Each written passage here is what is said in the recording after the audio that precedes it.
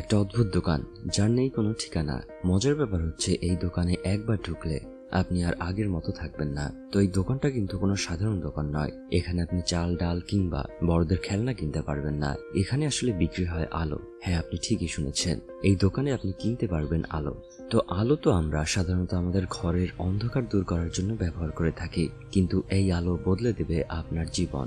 তো আমি এতক্ষণ যা বললাম এসব শুনে আপনি কি সাহস করবেন এই দোকানে ঢুকতে?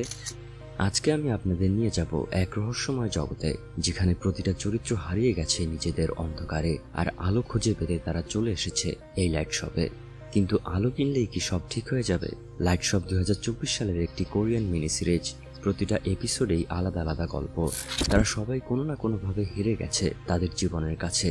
কেউ বিষণ্ণতায় ভুগছে, কেউ বা অপরাধ বোধে, কেউ আবার ভয় আর স্মৃতির জালে আটকে আছে। ঠিক তখনই তাদের সামনে হাজির হয় একটা রহস্যময় লাইট শপ।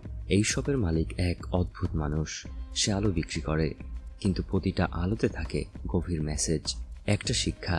আবার কখনো নিজেকেই দাঁড় করিয়ে দেয় নিজের ভেতরের অন্ধকারের সাথে।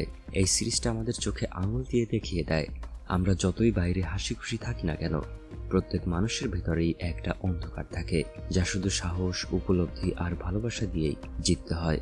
আপনার জীবনেও কি এমন কোনো গোপন কষ্ট আছে যা আপনাকে আজও তাড়া করে বেড়ায়? আপনি কি চান সেগুলো থেকে মুক্তি পেতে? তাহলে লাইট শপ আপনাকে ভাবাবে, আপনাকে কাঁদাবে, আবার কখনো এমন কিছু প্রশ্ন রেখে যাবে যেগুলো আপনি কখনোই ভুলতে পারবেন না। জীবন, মৃত্যু, মানসিক স্বাস্থ্য আর আত্মার আলো নিয়ে গড়া এই সিরিজটি দর্শককে শুধু বিনোদনই দেয় না, দিয়ে যায় জীবন সম্পর্কে গভীর এক উপলব্ধি।